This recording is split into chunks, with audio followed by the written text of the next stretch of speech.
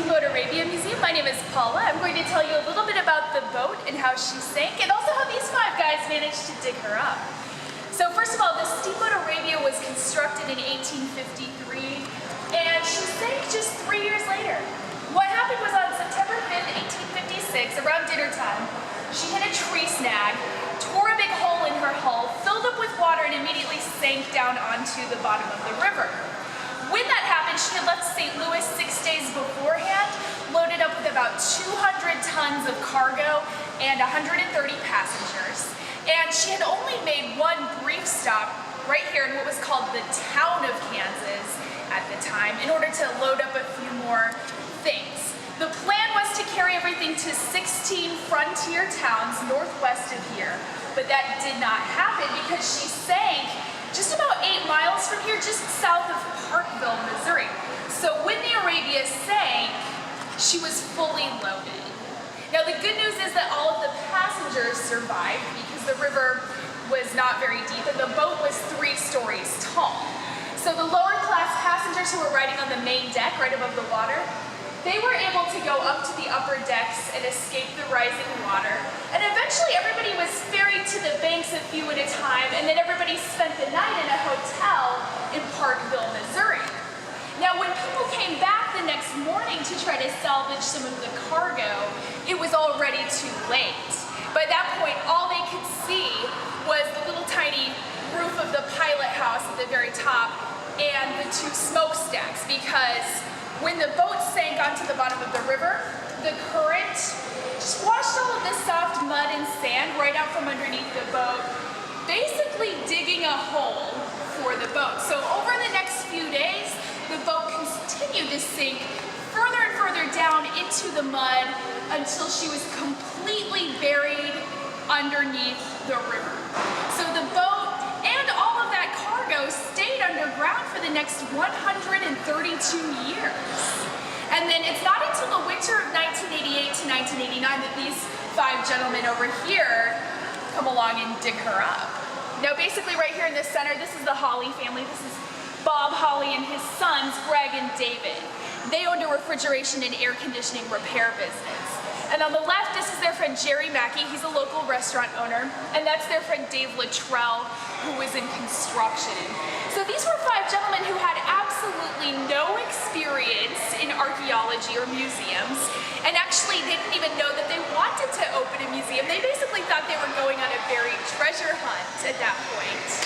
But when they found the cargo on the Arabia, they discovered that what they had was a time capsule of daily life on the frontier, so they didn't have the heart to break up the collection by selling things, and ultimately they decided to keep it all together and open this museum to share it with everybody.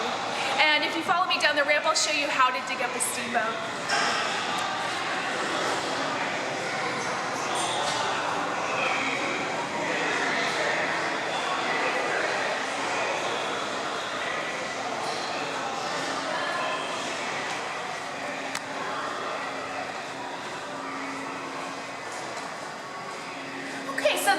Basically right now we're standing right here just north of downtown Kansas City, and this is where the Arabia was excavated in a Kansas cornfield, even though she sank on the Missouri side of the Missouri River, because over 132 years the river has changed considerably, mostly due to erosion.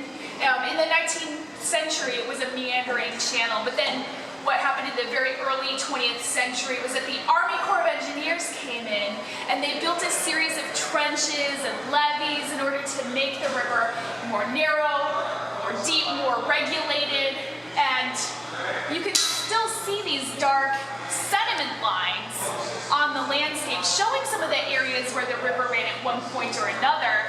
But what this all means is that many of the 289 or more boats that sank on the Missouri River are no longer under the river.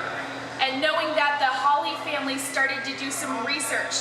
They went to local libraries, they read old newspapers, they looked at old maps, and for example, they learned that the Arabia sank about a mile south of Parkville, Missouri, which is now farmland. So they found out who owned that land, and it turned out to be a retired judge named Norman Sawyer. So they contacted Mr. Sorter and basically told him that they wanted to dig up a steamboat out in his field, and he actually wasn't that surprised because his grandfather, Elisha Sorter, had purchased this land right here in 1864, so just about 8 years after the Arabia sank. And according to his contract, his land went up to the river. So when the river moved north and east, the Sorter family gave about 70 acres for free. So that's how the boat ended up in their field, and they actually knew it was out there because 3 generations of sorters over the years had been approached by 3 different groups of crazy people who had tried to dig that boat because it was rumored to contain 400 barrels of Kentucky's finest bourbon, which I'm sad to tell you nobody has ever found even to this day. So it probably got off the boat as she was sinking. But because of that bourbon, the boat was never really forgotten.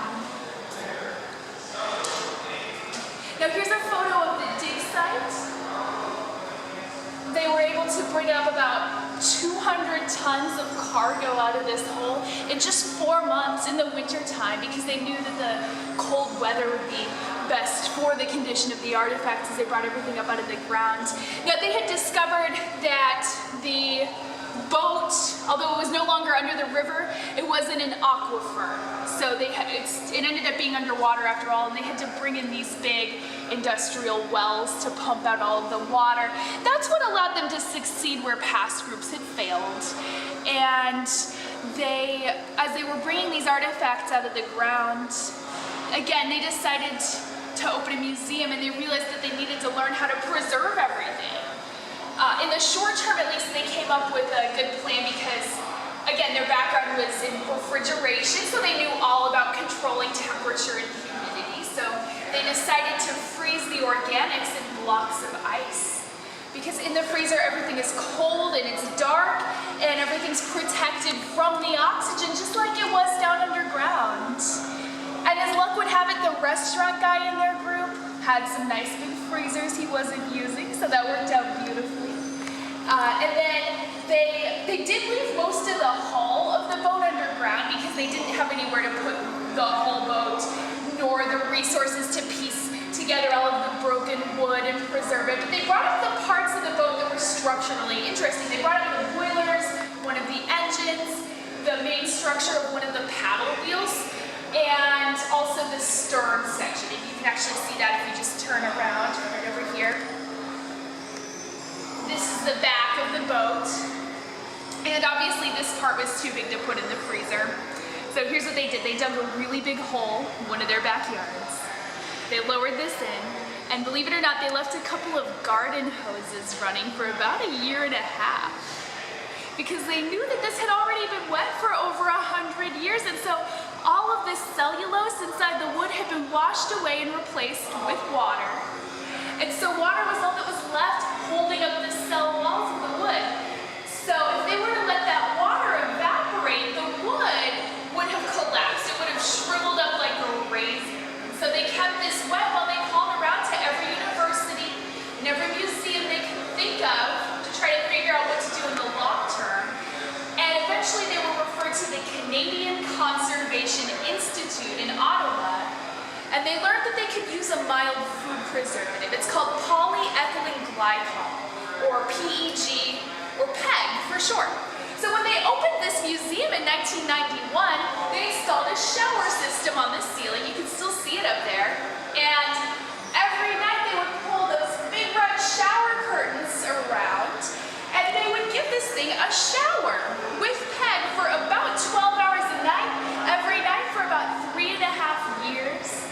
And since PEG is a waxy substance, it is a little bit denser than water, so it sunk down into the wood. It replaced most of the water molecules, and it will never evaporate, so it allows the wood to hold its shape. Well, we no longer have to treat the item, but it is fully saturated with that PEG now.